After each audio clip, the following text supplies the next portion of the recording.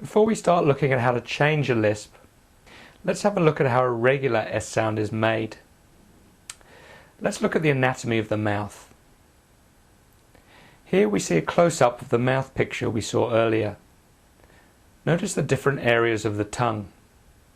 We have the tip and the blade. And here we see the alveolar ridge, just behind the top front teeth. You can put your finger in and touch the alveolar ridge quite easily, or use a small mirror to look inside your mouth and find the alveolar ridge and touch the ridge with your tongue. The blade of the tongue and the alveolar ridge are important in the production of the S sound.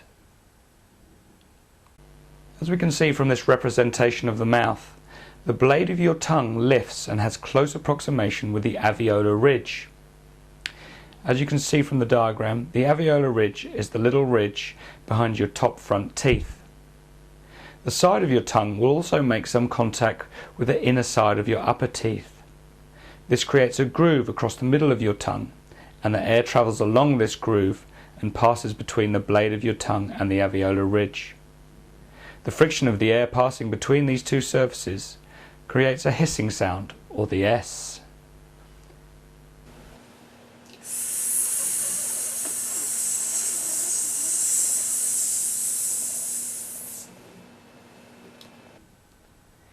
When you do the S sound in isolation, your front teeth will almost come together, but your jaw should be relaxed. So that is how the S sound is made. Don't worry about trying to make the S sound at this stage, because we will be returning to this later as we practice. Now you have watched this video and read the section in your written guide, you should be able to answer the following questions. Where is the alveolar ridge? Which part of your tongue should touch the alveolar ridge when you make an S sound? Where should the sides of your tongue be when you make an S sound?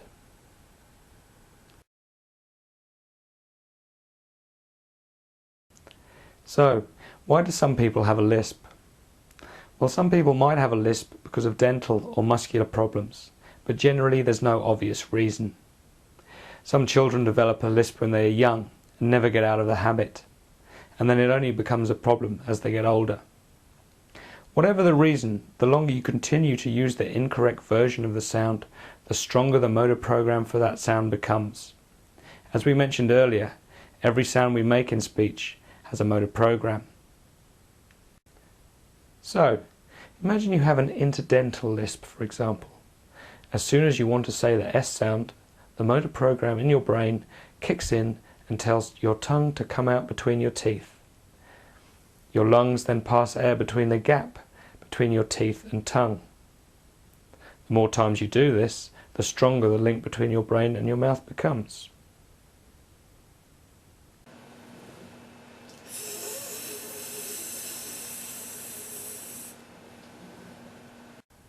When we refer to a lisp, we are describing a different sound to the regular S sound, which is likely to be caused by a different tongue position. There are several different types of sounds that are described as lisps. A sound we commonly refer to as a lisp, sometimes called an interdental lisp, is the sound that is made when the tongue comes out and sits between the upper and lower teeth. The sound that is created from the air running between the tongue and the teeth is like another sound we make, the TH sound, or th. So when you say sing, it might sound a bit like thing. Sing, thing. Another type of lisp that occurs is when the tongue pushes against the teeth rather than the alveolar ridge. This is sometimes referred to as a frontal lisp. The teeth are usually open, and the tip of the tongue touches the upper and sometimes the lower teeth. This creates a distorted S sound. Another sound that is commonly referred to as a lisp is the lateral S or lateral lisp. This sound occurs when the airflow goes over the sides of the tongue rather than over the blade. This sound can be made with the tongue at the back or the front of the mouth. The blade creates a firm barrier with the alveolar ridge or the roof of the mouth, and the air travels over the sides of the tongue. This creates a very distorted and unnatural sound.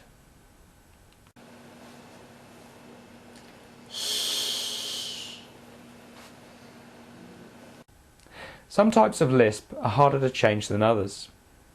But whatever the sound that you are making in place of the S, as long as you have no physical difficulty that prevents you from producing a natural sounding S, you should be able to change your Lisp through practice and perseverance.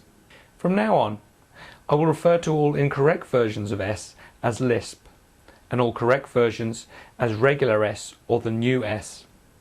However, on the video and in the written guide, I will be using a different symbol for the letter S for a while. This symbol will be the $sign, and I'll explain why in the next section. When you've watched this video and read the relevant section in your written guide, try and answer these questions. Name 3 types of Lisps and explain why they occur. If you have a Lisp, describe what your motor program is currently telling you to do when you produce an S sound. Describe what the tongue and speech muscles should do when you produce a normal sounding S without a Lisp.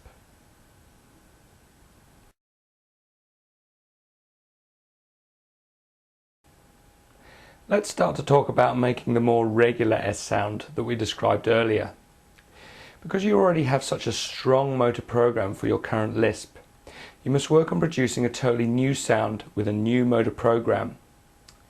If we just try to correct your current Lisp sound, your motor program for that sound will try and override your attempts at correction, and you'll probably end up producing your old Lisp. To help us distinguish between the old S and the new, we're going to use a new symbol for the new sound. We will use the symbol, as this is all one we are familiar with, and it looks a little bit like the target sound that we're aiming for. Now we have a new symbol for the new sound, we need to create a new motor program. We need to make this strong and replace the old program with the new. This is easier said than done, but it is possible. However, as I've said before, it won't happen overnight. It will only happen with perseverance, commitment, and patience. So let's go over how to make the regular S sound, which we'll now label with a symbol. The blade of your tongue lifts and has close approximation with the alveolar ridge in your mouth. As you can see from the diagram, the alveolar ridge is the little ridge behind your top front teeth. The side of your tongue will also make some contact with the inner side of your upper teeth. This creates a groove across the middle of your tongue, and air travels along this groove and passes between the blade of your tongue and the alveolar ridge. The friction of the air passing between these two surfaces creates a hissing sound, or the S. The sound you make should be something like this.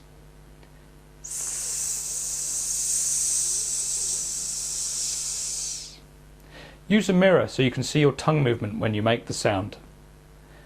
Try and record the sound or get somebody to listen to it to make sure you're doing it correctly. Remember, try not to use the tip of your tongue on the alveolar ridge, use the blade, which is just a tiny bit above the tip.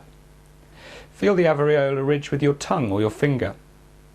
When you make the sound, have your front teeth almost together, but both your jaw and lips should be relaxed. That sound again?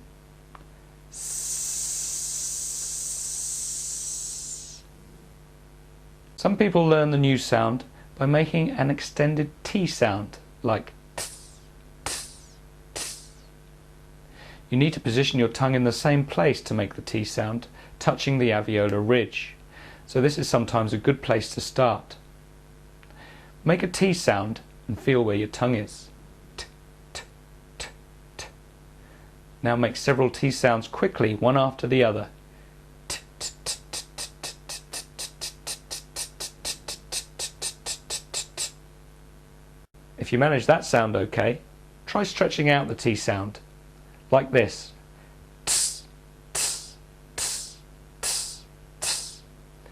Feel the air passing over the blade of your tongue and between your alveolar ridge. Try one T sound and stretch it for as long as you can. Tss, Practice this sound for a while, it may help. It will give you an awareness of where your tongue should be and the airflow travelling over the blade and between the alveolar ridge. If you're one of those people that produces a lateral S sound, with the air flowing over the sides of your tongue, like this, try to relax your tongue and focus all the energy and airflow to the front and onto the blade of your tongue. Relax your tongue and let the air pass between the blade and the alveolar ridge. If you feel the air is still passing over the sides, try and lower the blade of your tongue slightly and let air pass over the top. If you produce an interdental lisp, like this, where the tongue comes out between your teeth or is touching the back of your teeth, then you need to stop and pull your tongue back a little to the alveolar ridge. Just keep practicing this sound now, and don't worry about trying to make whole words just yet. Practice the tongue movement and practice the sound for a week or two, or for as long as you need to get it right. Some people find it helps if they put their front teeth together when they make the sound.